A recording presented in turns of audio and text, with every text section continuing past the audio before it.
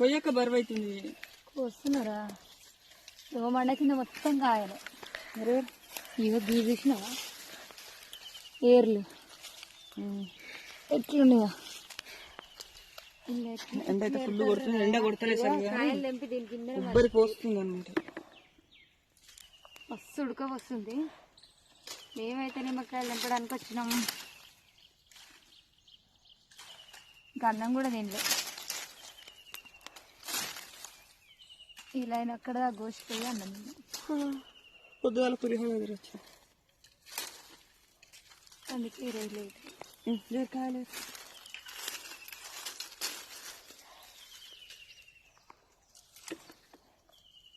మీరేం పనులు చేస్తారో కామెంట్ చేయండి. బాయ్ మరి. బాయ్.